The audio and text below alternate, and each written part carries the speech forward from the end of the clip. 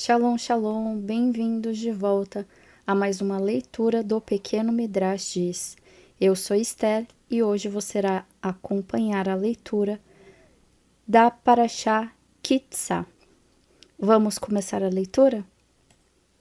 Hashem diz a Moshe para contar Bnei Israel.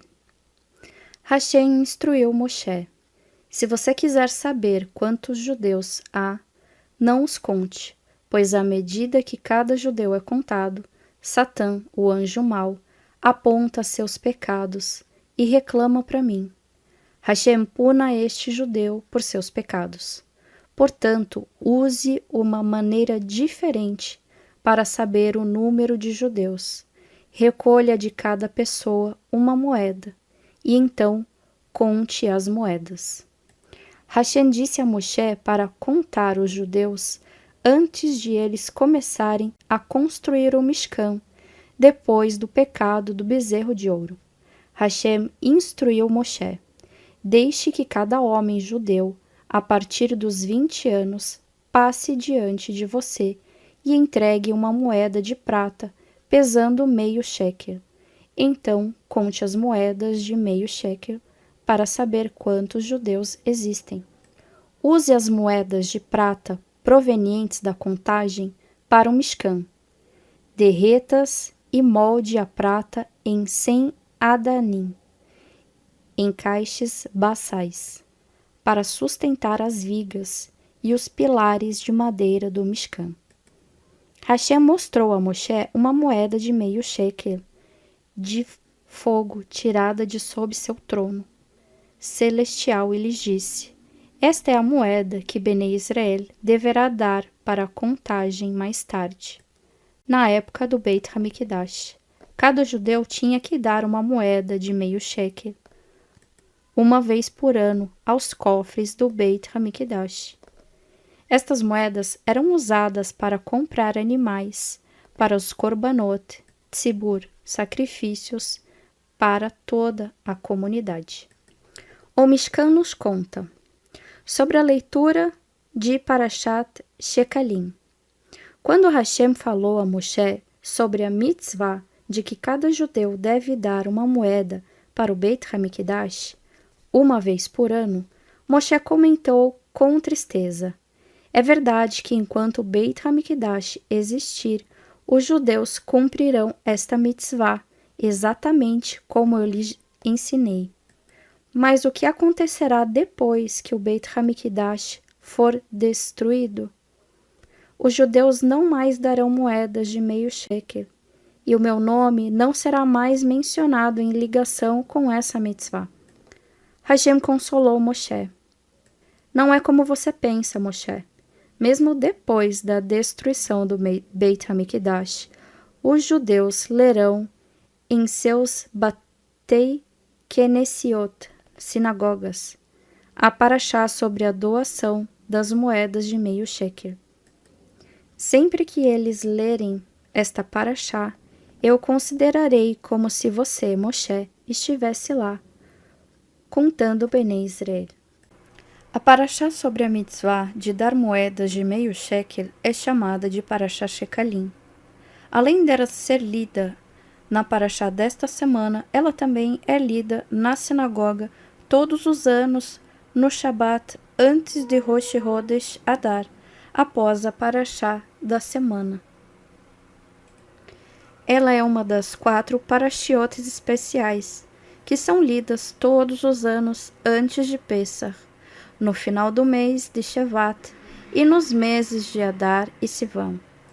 Observação: as 4 parashiot especiais são: primeiro, Parashá Shekalim, a mitzvah de doar moedas de meio shekel. 2. Parashat Zahor, lembrar do que fez Amaleque. 3. Parashá Pará, a mitzvah de fazer cinzas de uma vaca vermelha. 4. Parashá HaChodesh, a mitzvah de santificar o novo mês, começando com o mês de Nissan. Kior, Hashem ordenou fazer uma pia lavatória para o Mishkan.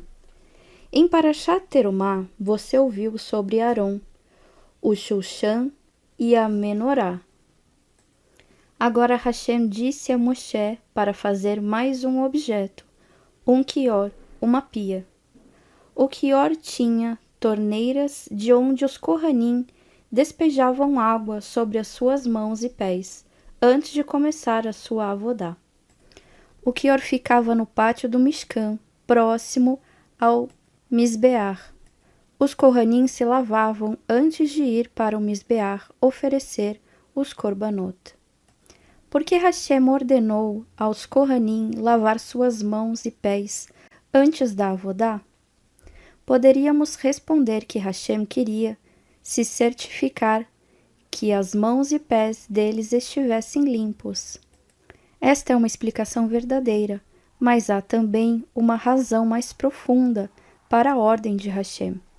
Ao despejar água de uma pia sagrada sobre suas mãos e pés, as mãos e os pés dos Kohanim se tornavam sagrados. Observação. E quanto ao resto do corpo? Ele também não deveria se tornar sagrado? Uma resposta é que as outras partes do corpo se tornavam sagradas quando o Cohen as cobria com a Bigdei Kehuná.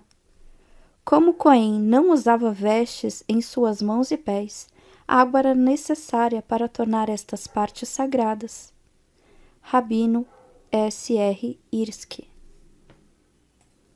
Nossos Rachamim, sábios, também estabeleceram uma lei de que antes de comer pão, cada judeu deve fazer Netilat Yadayim, verter a água sobre suas mãos. Quão importante é este din? Você poderá ver a sua importância através da seguinte representação. O homem que não lavou as suas mãos. Uma peça em 3 atos. Cena 1. Isto aconteceu em Eretz Israel, na época da perseguição romana aos judeus, depois da destruição do segundo Beit HaMikdash. Um proclamador romano está de pé sobre uma plataforma. Vários judeus estão reunidos à sua volta. O proclamador romano lendo de um pergaminho. Nosso benevolente imperador, que ele seja próspero e tenha vida longa, decretou a pena de morte para qualquer membro da nação judia que seja pego estudando ou ensinando do livro ao qual eles chamaram de Torá. A mesma penalidade foi decretada pelo nosso bondoso imperador para todo membro da nação judia que for encontrado praticando qualquer ritual religioso, tal como guardar o dia de Shabat e das festas, circuncidar seus filhos ou se abster de ingerir certos alimentos proibidos pela Torá deles. A partir de hoje, guardas romanos estarão espalhados por toda a terra da Judeia, para assegurar que todos os judeus seguirão lealmente as ordens do Sagrado Império Romano. Este decreto leva o selo do nosso benevolente imperador. O proclamador desce da plataforma. Os judeus se dispersam em silêncio, suas faces demonstrando quão tristes eles estavam. 2 meninos judeus conversaram entre si. Nehemiá, sussurrando. Que decreto terrível! Você acha que nossos irmãos judeus a obedecerão? Riá, sussurrando de volta. Nossos Rachamim com certeza não deixarão de estudar e ensinar a Torá, assim como todos os judeus fiéis. Mas devemos tomar cuidado para não sermos pegos, pois os romanos são impiedosos. Nem mesmo a pena de morte nos forçará a abandonar nossa sagrada Torá. Cena 2. Em uma hospedaria, em uma pequena cidade de Eretz Israel, Shimon, o proprietário de um restaurante, está de pé na cozinha, conversando com Yossi, um rapaz que é o seu garçom e ajudante. Yossi em voz baixa. Shimon, Você deve fechar seu restaurante. Os guardas romanos logo descobrirão que você não está servindo carne de porco, nem outras comidas não kasher. Eles acusarão você de guardar a Torá, e você sabe o que acontecerá então. Em todas as cidades, estes amaldiçoados romanos já prepararam pilhas de lenha para queimar os judeus. Shimon falando baixinho. Shh, eu tenho um plano diferente. Veja o que há nesta sacola. Ele pega uma sacola. Yossi. Isso parece pés de porco. Pelo amor de Deus, Shimon. Não me diga que você servirá carne não kasher para os judeus que vierem ao seu restaurante. Shimon. É claro que não, seu tolo. Eu servirei isto somente para os não-judeus. Eu manterei esta comida em panelas separadas e servirei a todo romano que entre no restaurante. Yossi. Mas como você saberá quem é judeu? Nos dias de hoje, com guardas romanos em todos os lugares, cada judeu tenta não mostrar que é judeu. Shimon. Yossi, me escute. Você é um rapaz inteligente e agora, além de ser garçom, você também agirá como detetive. Seu trabalho será descobrir quais clientes são judeus e quais não são. Sempre sirva pão em primeiro lugar. Então observe o cliente. Se ele lavar as suas mãos para o Netilat Yadayim e recitar Abrahá sobre o pão, você saberá que ele é judeu, e então lhe servirá a carne kasher. Um romano provavelmente não se dará o trabalho de lavar as suas mãos, e mesmo que ele o faça, ele não recitará um abrahá. Então você lhe servirá a carne dos pés de porco. Cena 3. O dia seguinte. 2 soldados romanos, Június e Octávios, param na frente do restaurante.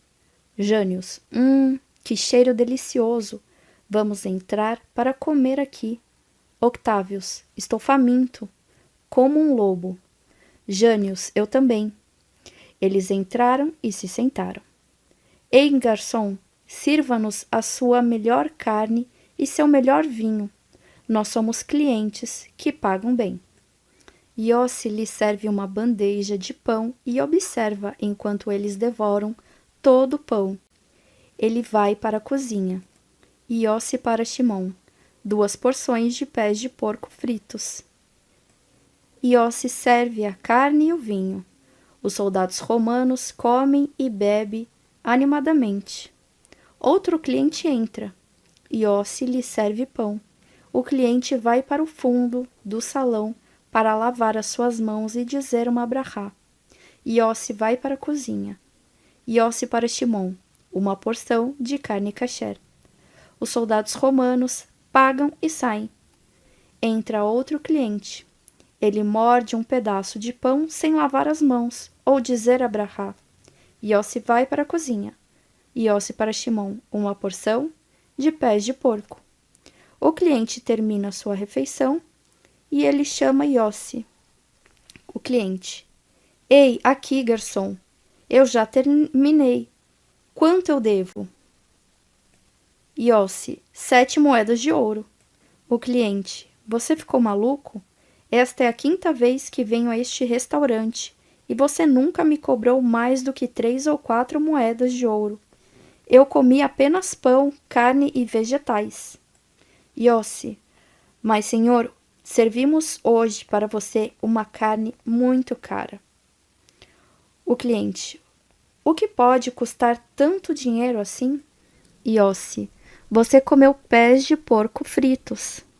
O cliente, quase desmaiando, ele olha cuidadosamente em volta para se certificar de que todos os outros clientes já saíram e então sussurra. Para mim você serviu pés de porco?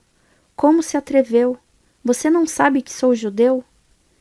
Yossi, sentido. Mas como eu podia saber que você era judeu? Um judeu come sem dizer abrahá? Um judeu come sem fazer um Netilat Yadayim? Você se comportou como um goi, então achei que você fosse um goi. O cliente paga 7 moedas de ouro com as mãos tremendo. Sai do restaurante ainda tonto e falando consigo mesmo. Pés de porco fritos para mim. Eu comi pés de porco. Nunca, nunca mais em minha vida comerei pão novamente sem lavar primeiro as minhas mãos. Fim da peça. Moshe prepara o Shemem HaMishra, azeite para unção. Hashem ordena a Moshe, depois de construir o Mishkan, derrame Shemem HaMishra, azeite especial, em todos os objetos do Mishkan, sobre as cabeças dos Kohanim. Desta forma, os Kohanim e o Mishkan tornar-se-ão sagrados. Hashem disse a Moshe como preparar o Shemem HaMishra. Pegue 4 especiarias. Hashem disse a Moshe seus nomes. Uma delas era canela. Passe-as exatamente como eu digo. Coloque-as na água e misture-as com azeite de oliva. A garrafa do Shemem HaMishra que Moshe preparou durava e durava miraculosamente. Ele foi usado por cerca de 750 anos, antes da destruição do primeiro Beit HaMikdash. O rei Yoshiyahu escondeu a garrafa. Mashiach a trará de volta para nós. Moshe prepara o Ketoret, incenso para queimar no Mishbeach HaKetoret. Hashem ordenou a Moshe: prepare uma mistura de especiarias, usando 11 especiarias. Hashem disse seus nomes a Moshe: amasse-as e misture-as.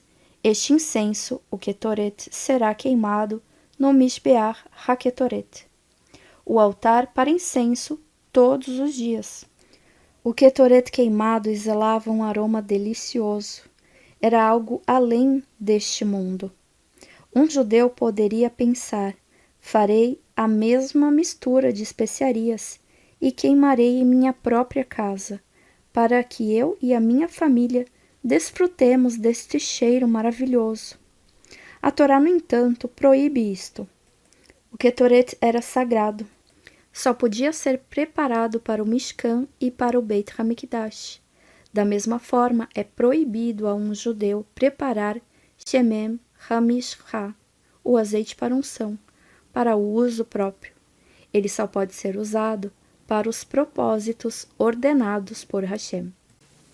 Hashem escolhe Betzalel e Aholiav para construir o Mishkan.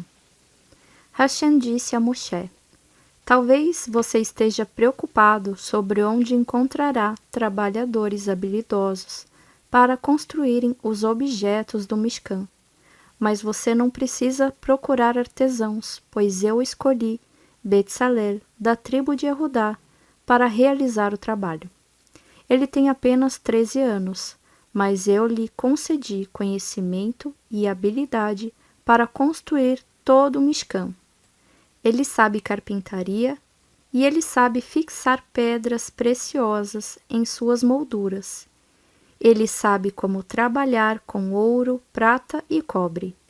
Hashem deu a Betzalel uma quantidade excepcionalmente grande de habilidades.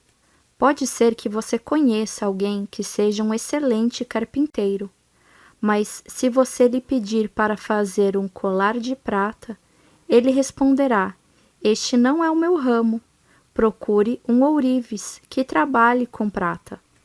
Da mesma forma, se você pedir a um ourives que trabalhe com ouro, prata, para fazer um trabalho de carpintaria ou cortar pedras, ele explicará que é especialista somente em fazer joias. Para o outro tipo de trabalho, você terá que procurar um especialista naquela área.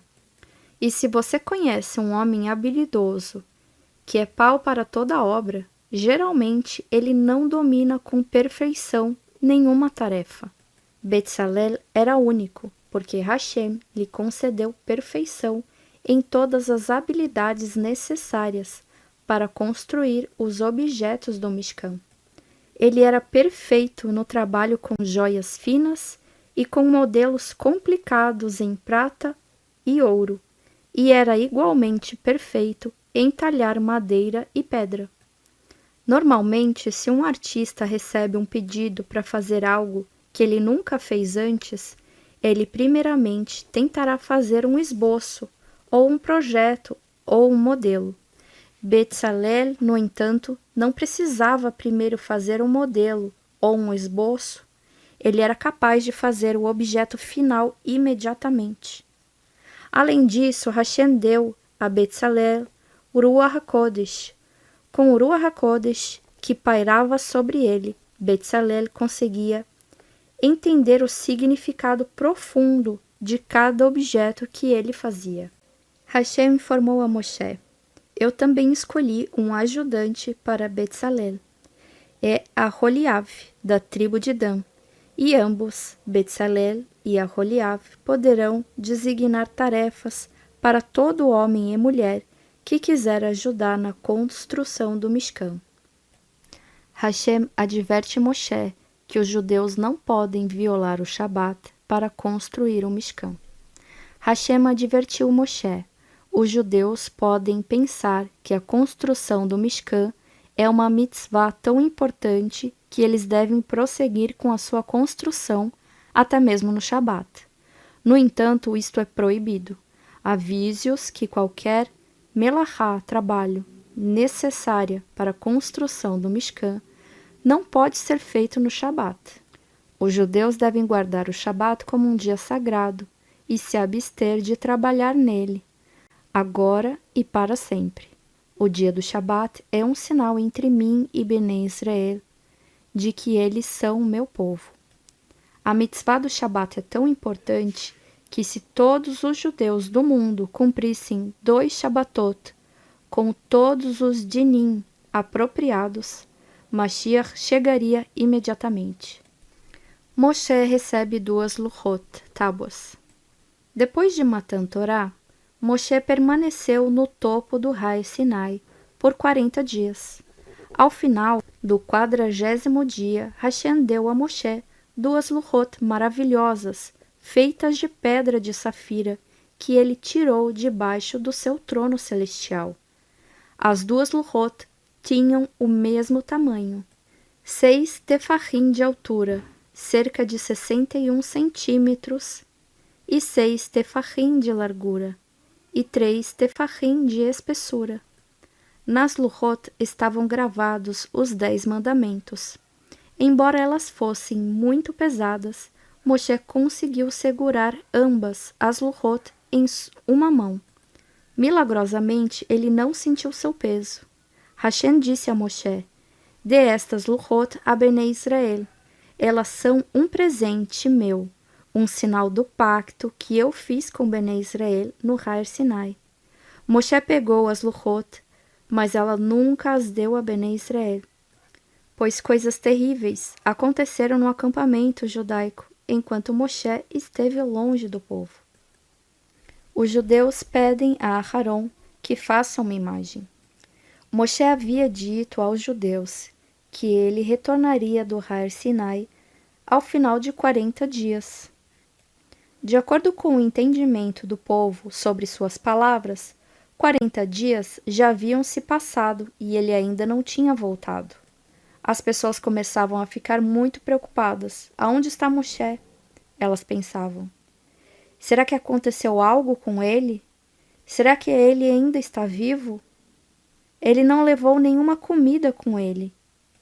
E nenhum man cai no Har Sinai. Satã, o anjo mau, fez a sua tarefa, ajudando a tornar as coisas mais difíceis para os judeus. Para confundi-los, ele fez um caixão aparecer no céu. Quando os judeus olharam para cima, eles viram algo que parecia como Moshe morto dentro de um caixão. O Satã trouxe escuridão e confusão para o acampamento judaico, e o povo ficou triste e amedrontado. Como continuaremos a viajar pelo deserto sem o nosso líder Moshe? Temeu o povo. Quem será o nosso guia? Entre Bnei Israel estavam os Erevrav, os egípcios que haviam saído do Egito junto com Bnei Israel.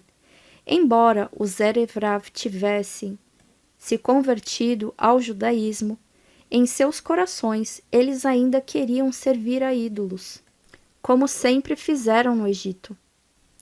Agora os Erevrav persuadiram Bnei Israel a cometer um pecado terrível. Os Erevrav gritaram: Moshe desapareceu, precisamos de outro guia. Mas não há uma pessoa tão sagrada quanto Moshe. Então façamos uma imagem para ficar no lugar de Moshe. Os Erevrav pretendiam servir a imagem como a um ídolo. Mas quando Bnei Israel ouviu os Erevrav sugerirem uma imagem, eles acharam que esta era uma boa ideia. A maioria de Bnei Israel não pretendia usar a imagem como ídolo. Eles acharam que a Shekinah de Hashem repousaria sobre a imagem, e a sua imagem os ajudaria a se manterem próximos de Hashem, assim como Moshe sempre os aproximava de Hashem. Mas é claro que isso era um erro. Nos 10 mandamentos, Hashem nos disse: vocês não terão nenhuma imagem, mesmo se a sua intenção for Leshem Shamayim, ou seja, com o propósito de servir a Hashem.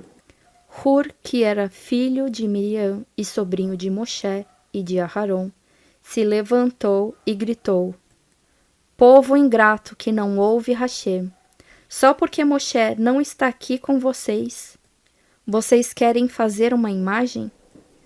Ele certamente voltará. Mas mesmo que não volte, vocês não têm permissão para fazer uma imagem. Enquanto eu estiver aqui, não deixarei que façam isso. O povo ficou muito agitado ao escutar as palavras de Hur. Alguns começaram a lutar com Hur e finalmente o mataram. Hashem disse: Hur, você deu a sua vida por Kiddush Hashem, para me honrar. Você merece uma grande recompensa por isto. Seus filhos tornar-se-ão grandes homens e príncipes entre o povo judeu. E assim aconteceu. O neto de Hur, Betzalel, foi escolhido para construir o Mishkan, e os descendentes posteriores de Hur foram o rei Davi e os outros reis da família de Davi. Neste meio tempo, os Erevrav se reuniram ao redor de Aharon e lhes disseram para fazer uma imagem. Aharon estava numa situação muito difícil. Se ele dissesse: não posso permitir isto, tal como Hur fez, alguns dos homens mais violentos entre o povo o mataria também. E então Hashem ficaria tão nervoso com os judeus que ele poderia nunca mais perdoá-los. Ou se Aharon se recusasse, os Erevrav fariam a imagem sozinhos. E a partir do momento em que Aharon não estivesse mais no controle, as coisas certamente piorariam. Assim Aharon decidiu: eu não tenho escolha. O melhor a fazer será concordar. Mas eu serei muito, muito vagaroso em fazer a imagem. Espero que Moshe esteja de volta antes que eu a complete. O bezerro de ouro. Aharon disse aos homens judeus: eu farei uma imagem para vocês, mas preciso de muito, muito ouro para isso. Peçam às suas esposas e filhos que entreguem seus brincos e ornamentos de ouro. Nós juntaremos todos eles e derreteremos para fazer a imagem. Aharon ergueu seus olhos para Hashem e rezou: ó Senhor, Hashem, conhece os meus pensamentos. Só concordei em fazer esta imagem porque não vejo outra saída. Aharon esperava que as mulheres e as crianças não quisessem entregar as suas joias, e seus maridos teriam que argumentar com elas por muito tempo suficiente para que Moshe retornasse. Mas o plano de Aharon não deu certo. Quando as mulheres judias ouviram que os seus maridos queriam suas joias de ouro para fazer uma imagem, elas se recusaram a cooperar. Não vamos dar as nossas joias por um motivo errado, elas disseram. Hashem nos proibiu de fazer uma imagem. Quando os maridos ouviram isto, eles tiraram seus próprios brincos e os entregaram para Aharon. Naquela época, os homens também usavam brincos. Pobre Aharon! Para sua decepção, rapidamente, milhares de peças de ouro apareceram de todos os lados. Que coisa! O ouro foi recolhido rápido demais.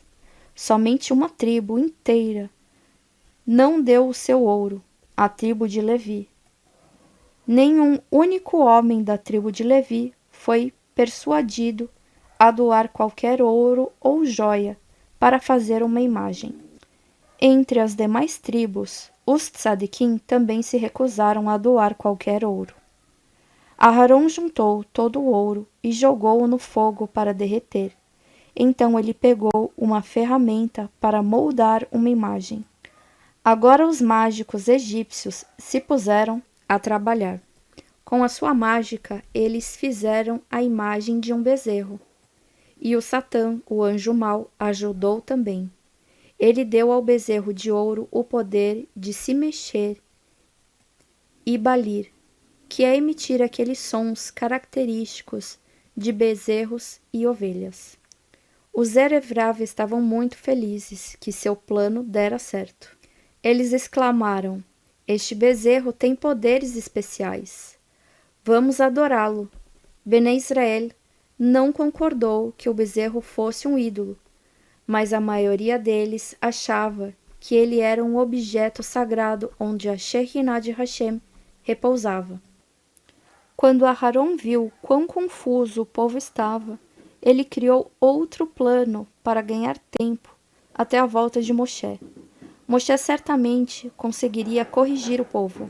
Aharon disse: "Eu construirei um mishbeach, onde poderemos oferecer sacrifícios. Amanhã faremos uma grande celebração para Hashem." Aharon esperava que no dia seguinte Moshe já estivesse de volta. Mas na manhã seguinte era a manhã do 17º dia de Tammuz. Os Erevrav se levantaram bem cedo. O Yetzer Hará os apressou a acordarem cedo, porque queria que eles pecassem. Observação: você já percebeu como é difícil acordar cedo por uma mitzvah? Mas com o Yetzer Hará não tem nenhuma dificuldade em tirar as pessoas da cama? Como é fácil levantar cedo por causa de uma viagem, mas ir para a escola? E muitos homens acham mais fácil acordar cedo para um encontro de negócios do que para estudar Torá. O Yetzer Hará é astuto e tem muitos truques. Temos que ser ainda mais espertos do que ele para que possamos derrotá-lo. A comemoração começou. Aharon queria que fosse uma comemoração para Hashem, mas os Erevrav começaram a cantar, dançar e oferecer sacrifícios para o bezerro de ouro. Eles convenceram alguns judeus a fazerem o mesmo. Fim da leitura da Parashá Kitzá, do Pequeno Midrash diz, para o ciclo de 5.786. Nós nos vemos na próxima semana. Que todos tenham uma ótima semana. Shalom, shalom.